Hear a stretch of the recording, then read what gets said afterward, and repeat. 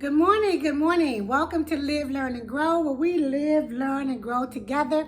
My name is Betty. Before we get started, hit the notification button, the subscribe button, and share the video. Today I want to talk about in the book of Ruth. Now don't leave because I said I'm talking about the book of Ruth. Stay, this is going to be good. So the other night, I got all my work done, and I wanted a book to read. And I said to myself, oh, I wish I had a good a relationship book to read right about now, because I got an hour before I got to go to bed. So the Spirit of the Lord spoke to me and said, you do. It's called the book of Ruth. I said, oh yeah, the book of Ruth. That's a good one. So I got my Bible, curled up in my bed, gonna read the book of Ruth. So as I started to read the book of Ruth, the first thing I noticed was that Amalek and his wife Naomi left Bethlehem of Judah. I'm just giving y'all a little background, like the backstory. Left Bethlehem of Judah to go to Moab because they had grain there. So he took his wife and his two sons, and he went there. Second thing I noticed is that the two sons didn't get a wife until they got to Moab. So sometimes when you need a wife, you got to move somewhere. You got to step out of your comfort zone to go somewhere, okay? Not necessarily a physical move, but you definitely got to step out of your comfort zone. So if you sitting around thinking like, man, I would call her, but I'm not sure how she gonna take it. Last time, she sent me that nasty text, or we had an argument, or, she told me to get my stuff and get out, but man, that's the love of my life. And, step out of your comfort zone. That's the first thing these people had to do. They had to step out of their comfort zone. Then I noticed as the story went on, as you may know the story. If you don't, I'm going to tell it to you anyway. So it's going to refresh. But it's going to be refreshed Betty style. Y'all hit like and hit like and subscribe, okay? I'm going to give you this story Betty style. So that's the first thing I noticed. They had to get out of their comfort zone. Then all three men died, left the three women. Now, have you ever been in that situation where you lose your husband? That's a terrible situation. And the grieving, it can take on many, many different faces. So you got these three women, and they're grieving their husbands all together. But Naomi says to the other two, because they're young girls, she said, y'all go back to your homes. Don't stay with me. I'm an old woman. The Lord has not dealt right with me, and I came here full, but I'm leaving out empty. And that is the case in a lot of cases. When you first move somewhere, you move full. Like I told you when I moved to Vegas, I was full. I had that check in my hand. I was full. Okay, and sometimes, a lot of times, when you move back home, you're empty, and this was the case with Naomi. She was empty. Not only was she empty inside her soul and her spirit because she had just lost her husband, but she was empty financially as well. So she gathers her daughters together, and they doing their hugging and their goodbyes, and I'm gonna miss you. You take care of yourself. I love you, mama. I'm gonna miss you. She's like, y'all just go to your own families. I ain't got nothing else to give y'all. I don't have no more sons. If I was to have a son, would you tarry here until I give birth and he was old enough to marry you? I say not. That's how King James talk. Okay, so y'all just go, just leave me alone. Oh, ratchet me, just leave me alone. So the one daughter-in-law, she leaves, but the other one, Ruth, she clings to her.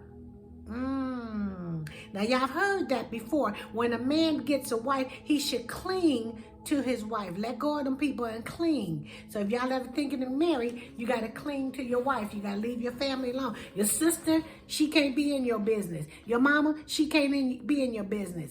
Okay, your daddy, he can't be in your business, because you cling to the woman that the Lord gave you to, and the husband that the Lord gave you. Okay, so we see that taking place. So then when they get over, they go back to Naomi's land, which is Bethlehem, Judah. They get back there and they got nothing. So I imagine they take their little pennies that they got. Somebody just keep on trying to call me. Hold on, y'all. I imagine they take the little pennies they got and they pull it together and they get themselves a little apartment. So they get to Bethlehem. They walking down the street. They may have caught a train or whatever, but then they get to their little hometown. Now, if you ever been away from your hometown and you come from a small place and somebody see you walking down the street, here's how that conversation went. So Naomi and Ruth, they tired. They still grieving. They walking down the street and here go that nosy neighbor that sits out on her porch all the time. Here she go. Who that? Who that? Let me get my glasses on and see who that. Oh my Lord. She on the phone.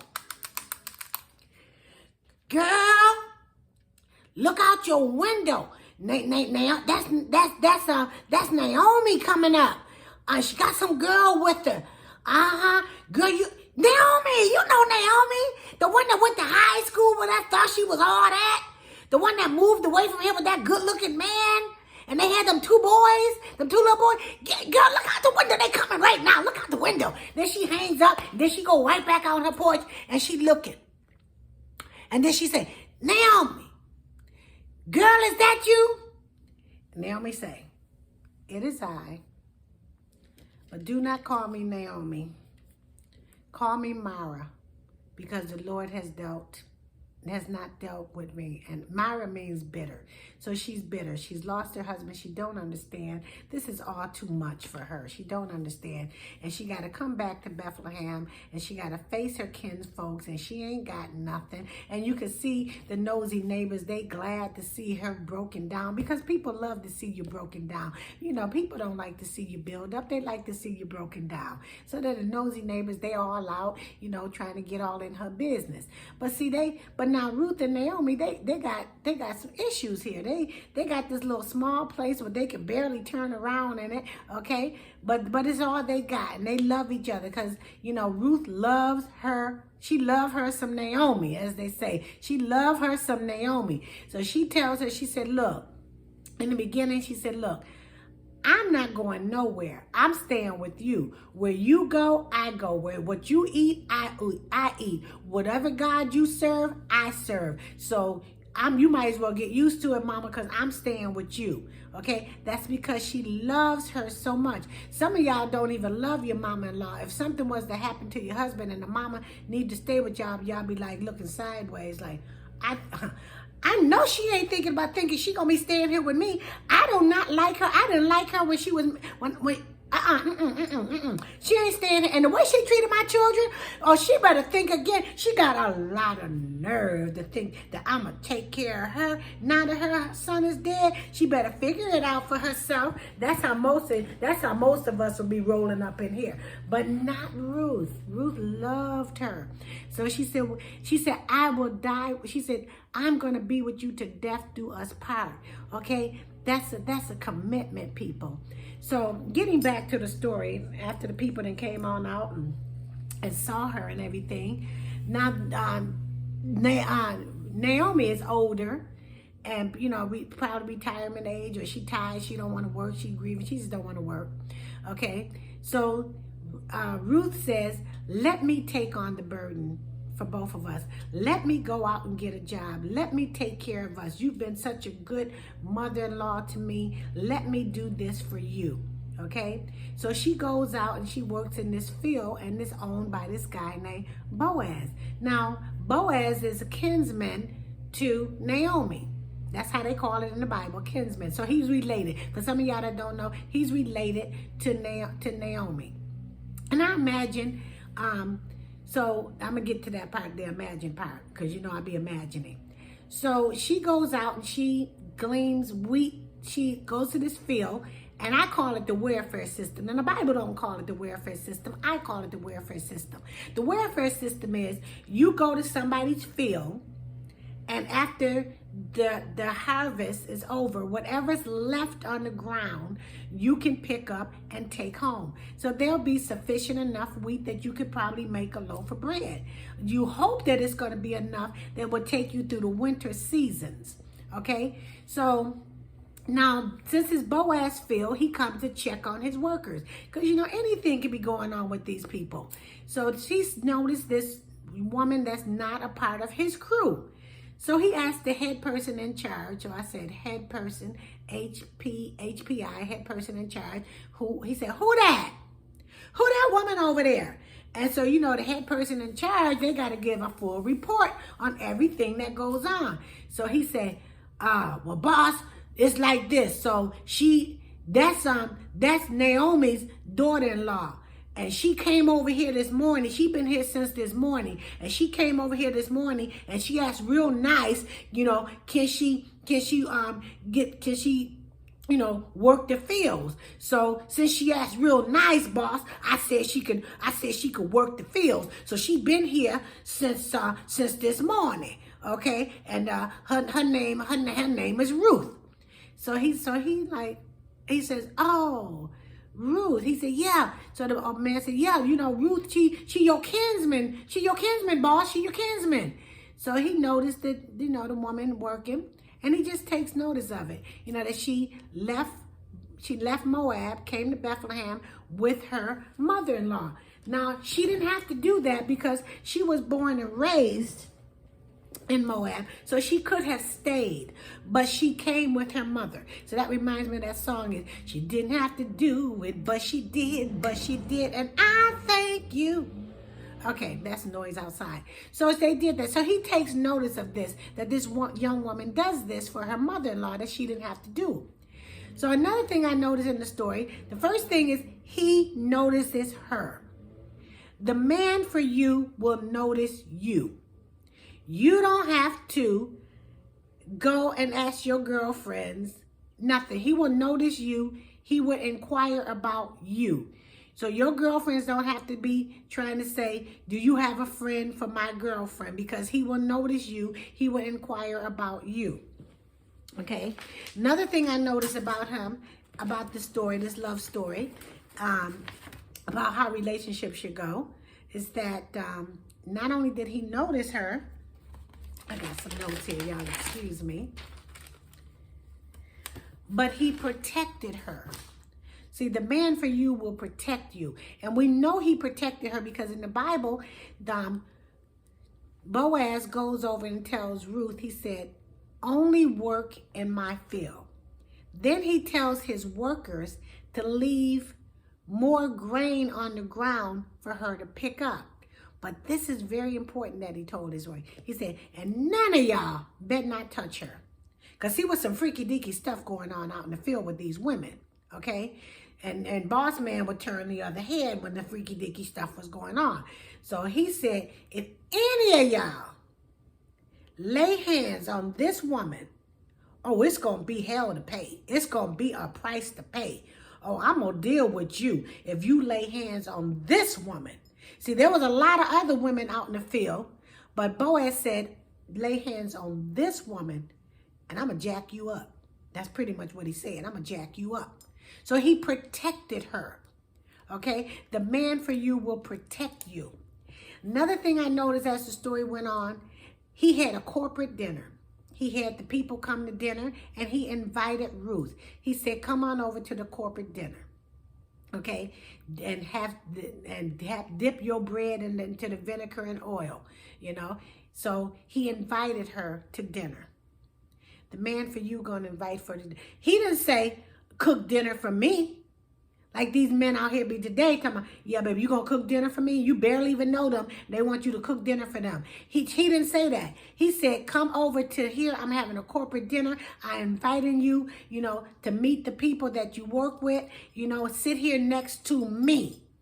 He didn't set her down with somebody he didn't know. He set her down next to him. Okay, so we got this going on in the story. And then we see that he wanted to protect her when he said, leave more grain on the floor on the field, on the ground, so she can get it, because he didn't want her begging for bread. See, the Bible says, I will never leave my people begging for bread. And Jehovah Rapha said, I will supply all of your needs according to my riches and glory. So we see this taking place, that God, Jehovah Rapha, is taking care of her, for her physical needs, okay? We see that taking place. Now, also, as the story goes on, we see after he introduced her to the people, okay, we see that she has someone in her life giving her good advice, which is Naomi. So Naomi says to her, because Naomi trying to get this girl married, okay?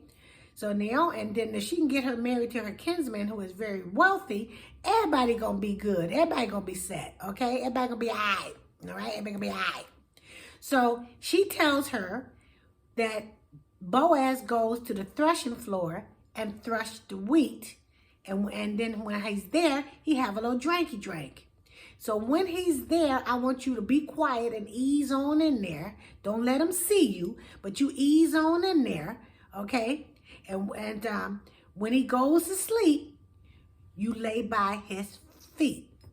Okay, that's important. That's a significant thing, to be laying by the man's feet.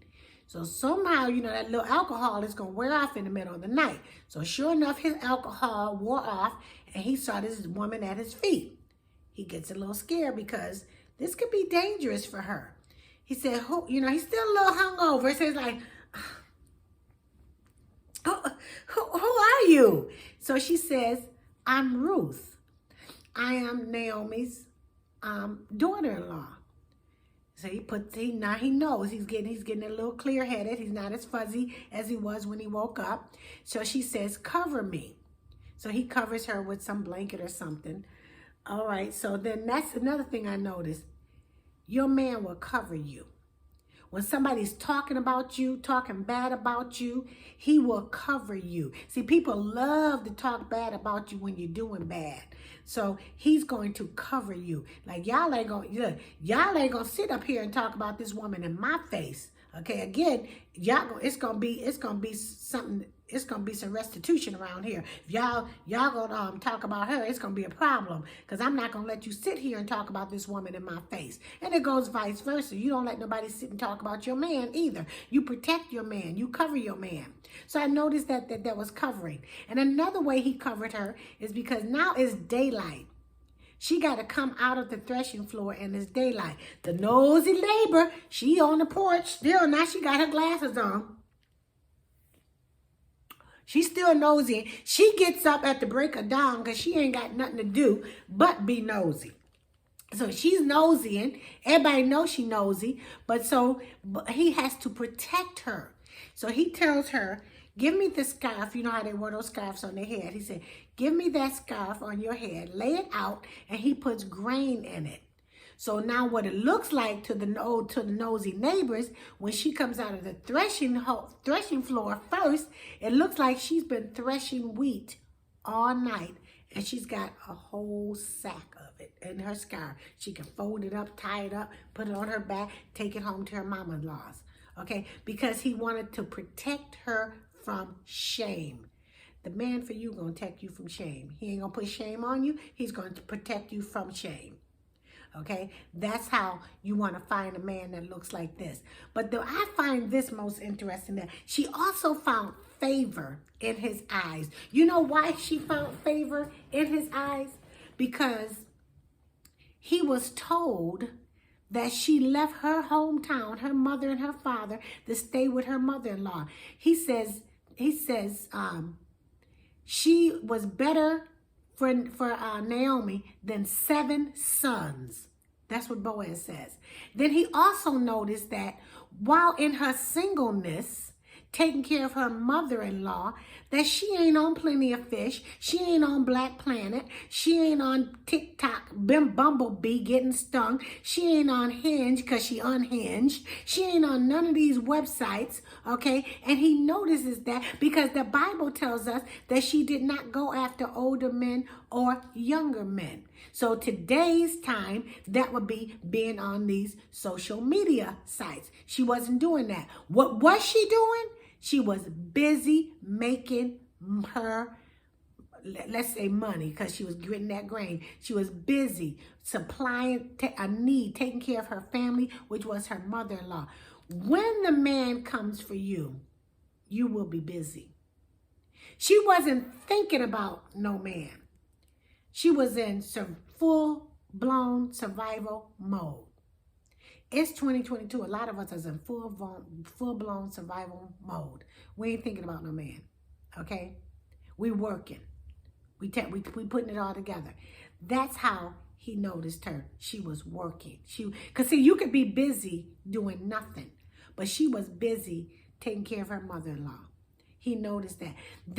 That gave her favor. See, a lot of y'all live with the man, and you ain't even got favor with him, because you probably laid hands on his mama, and that was a real story. The girl laid hands on that man's mother, okay, and thinking he gonna marry her. He would never marry you because you laid hands on his mother. Plus, you treated your mother like she was caca, okay? So men notice these things. If you treat your family bad, you're not gonna find favor in them, because if you can't treat the people that you gave birth to, if you can't treat the people that you love like you love them, how you think this man is going to treat you? Because first of all, if you can't treat the people that you gave birth to, that you love, that's in your own family unit, how can you even love him the way he needs to be loved? Y'all better check that. Another thing I noticed about this is that Boaz wasn't scared to approach Ruth when he invited her to the corporate dinner. See, some of y'all sneaking around, men, I'm talking to the men now. Y'all sneaking around, watching that woman on social media. You know, you're making up other posts just so you can watch her on Facebook, okay? If she got a YouTube channel, you're sneaking on a YouTube channel, you're watching her on YouTube, and you know you want to come near to her, but you are afraid. See, Boaz wasn't afraid. Not because of his money. His money had nothing to do with it, okay? So it's not about money.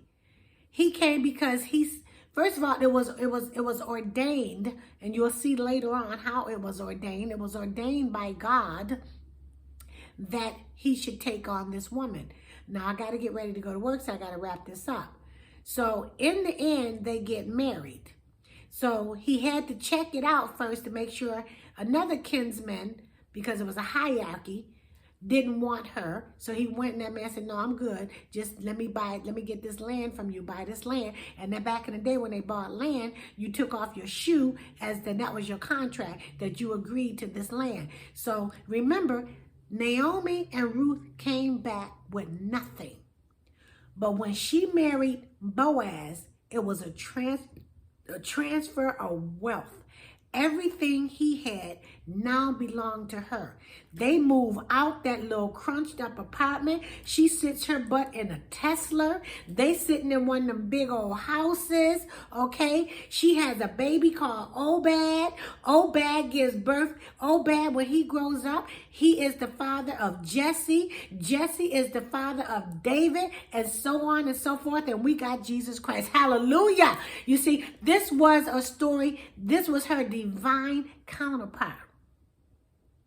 You want your divine counterpart, because there's a lot of men and a lot of women out there, but all of them ain't your divine counterpart. You know how you know she's your divine counterpart?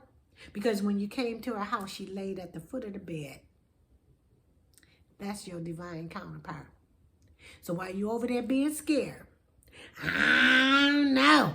If I text her, last time we talked, she said some things and I said some things and I don't know. You don't know. Call, you'll find out. I don't know if I should text her or not. You don't know. Text her, you'll find out. I don't know if she dating somebody. Inquire. You'll find out if she's dating somebody. Hit the notification button, subscribe button, share button. Guys, this is Betty. I'm out. This is called Live, Learn, and Grow. We live, learn, and grow together. Have a blessed day. Bye.